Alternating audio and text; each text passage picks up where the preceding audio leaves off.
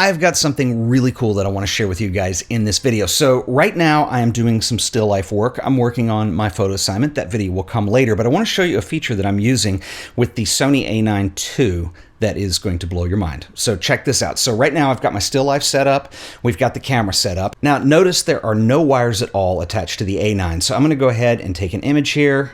Now, if you look behind me, I've got my computer up, and after a couple seconds, we're looking at Lightroom, you're going to see that, boom, there's the image. So yeah, we've got some wireless tethering that's going on with Lightroom. I could also do it in Capture One or any other application. So you're probably wondering, now wait a minute, Ted, what is this magic? What is this sorcery that you're wielding here? Well, I'm going to tell you. Now, the A9 II has a feature in it called FTP transfer, and the A9 II specifically has a way of doing it as you take the image. So what I'm doing is I'm actually transferring the images wirelessly through the network onto my FTP server, into a folder. Lightroom has created a watch folder. It watches for that file. It brings it in automatically. There's some other cool things that you can do with this as well. Let's say you're doing some kind of live blog at an event and you want to upload them to the internet. Well, as long as you have a wireless internet connection with the camera, I can just get them onto a folder and I can write a script, and I'll show you how to do this in a second, that will just display the images in that folder. So I've got a lot I want to dive into. I think this is a feature that I wish was on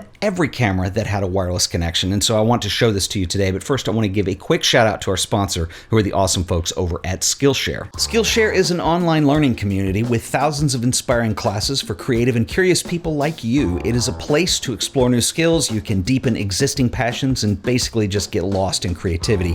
Are you holed up at home? Spontaneous acts of creativity may help break up the routine of a day spent indoors. Explore some workshops and classes to help you get out of that rut. So one class that I've been looking at a lot this week is Street Photography: Unlock the Secrets of Composition, Color, and Confidence. This one is taught by Craig Whitehead, who you guys might actually know. I've featured him on this show a number of times. He goes under the moniker 6 Street Under on various social platforms.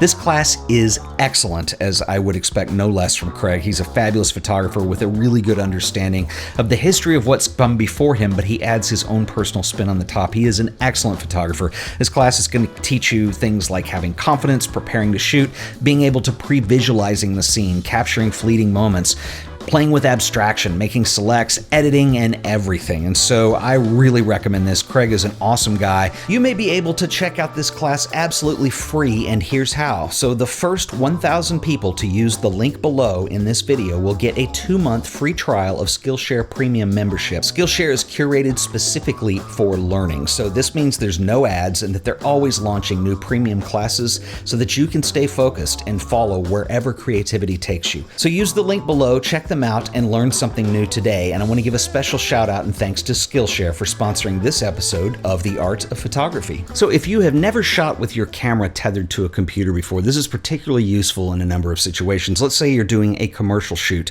You have a client in the studio with you and they want to maybe bring an art director in and make sure that the shots are just right. You've got enough room for type to run, things like that.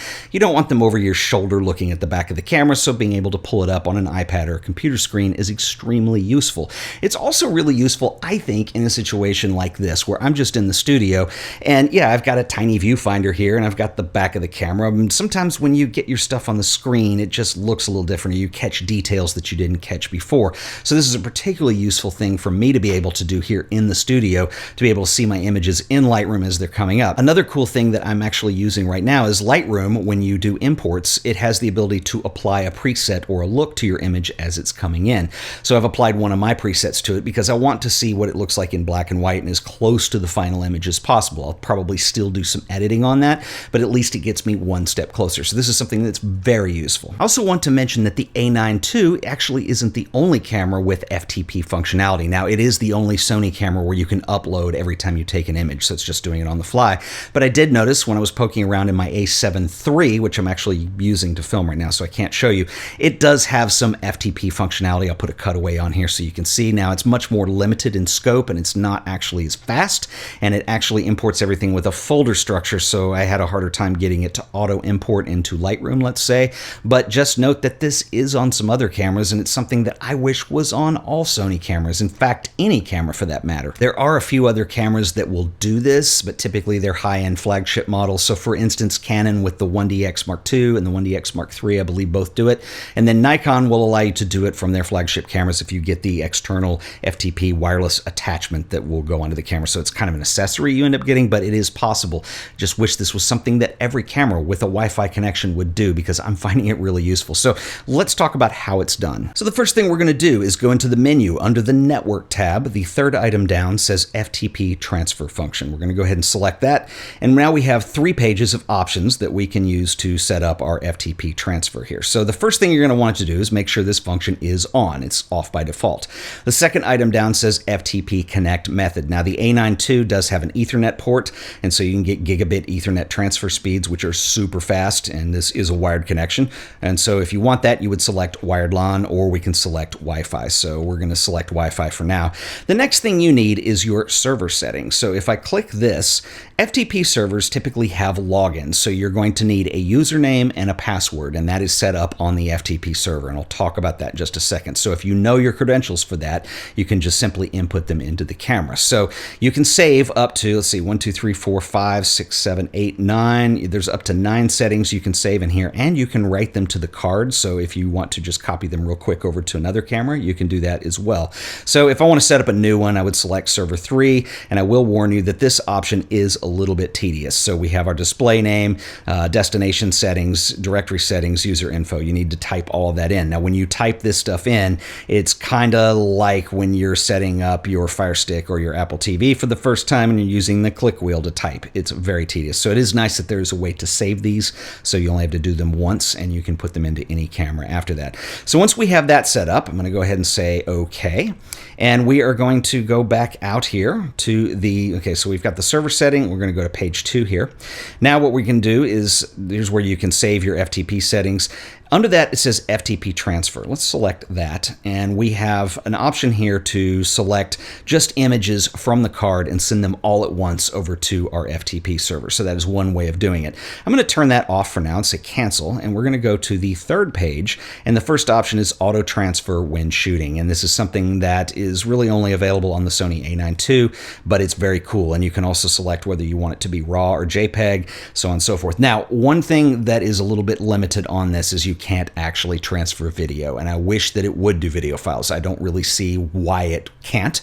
I don't think there's any reason why it can't, and certainly, especially with the wired connection, if you've got an Ethernet cable, it's going to be fast enough to do so. So that's kind of a downer, but at least with images, you can transfer your raw files. So what I'm doing is into Lightroom, I'm transferring all my raw data, and it's just coming in and pulling it right up. Some of you may be thinking, what is FTP and why are we using that? Well, FTP is a networking protocol. It stands for File Transfer Protocol. FTP. It's an acronym. So this works on a local network, which is what I'm using in my office here. This will also work online through the internet. So let's say you're a sports photographer, you're working with an agency like ESPN or somebody like that, and you want to be able to upload your images as the game's going on, so your photo editor can pull them out of that folder and put them on the website as the game's happening. That's one common use for stuff like this. And so it's really pretty cool. If you're going to set it up in a home or a studio environment like this, that's just a Wi-Fi connection with maybe a router and a computer and a storage attached, I know it's a little bit unconventional and it's not as convenient as being able to tether right into Lightroom, but it's something that's really cool as I've been using it for the last few days.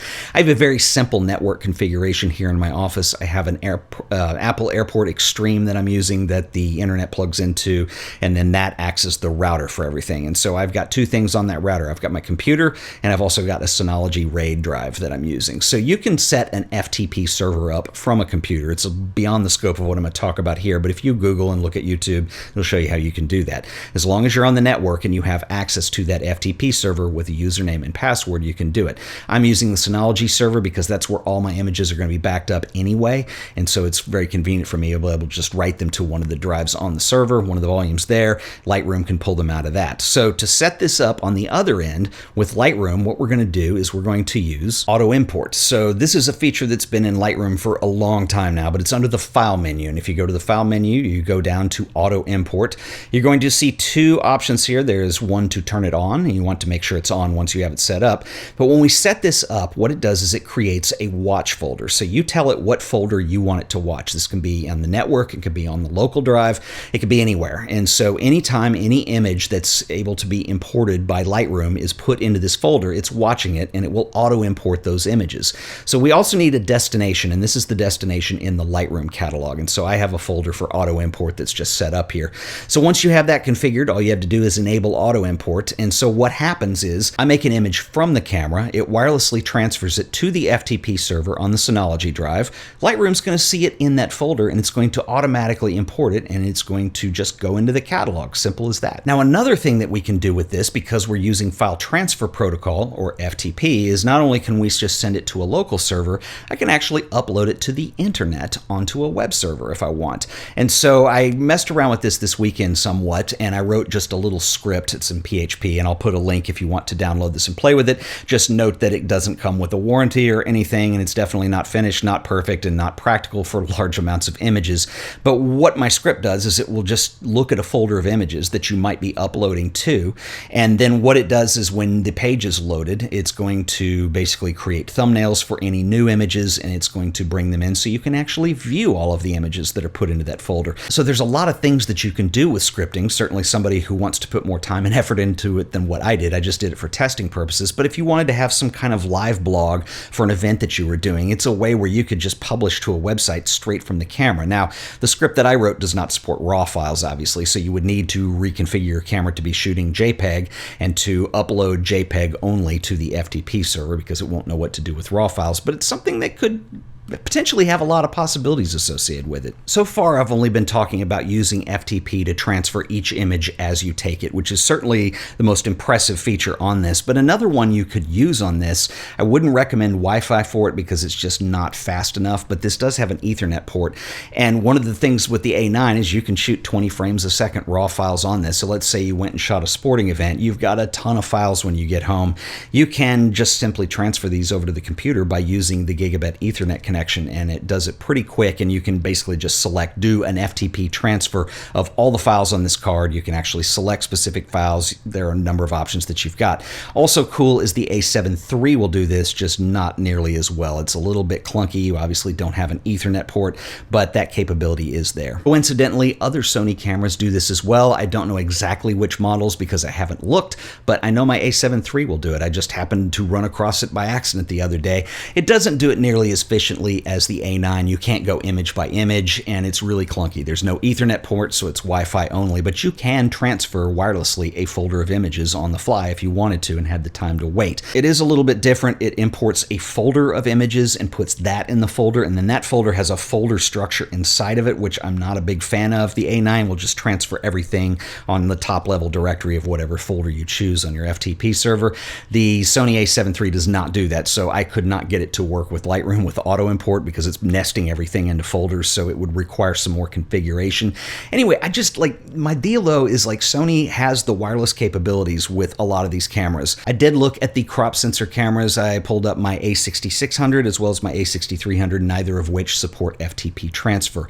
Now, I know this is kind of a little bit techie when you get into the world of FTP, but I think this is something that any camera that supports wireless, no matter what make, it could be Canon, it could be Nikon, it could be Sony, it could be Fujifilm, would support FTP transfer. The way it's set up right now is a lot of those cameras you can wirelessly connect to your phone, and then you're in this world of sometimes it only moves a JPEG over. You can't get the RAW file. It just seems like we're not exploiting the options that we have on this, and it's something that I would love to see, and maybe this could even go further than FTP eventually. So anyway, I would love to know what you guys think. Hope you found this useful. I'll catch you all in the next video. Until then, later.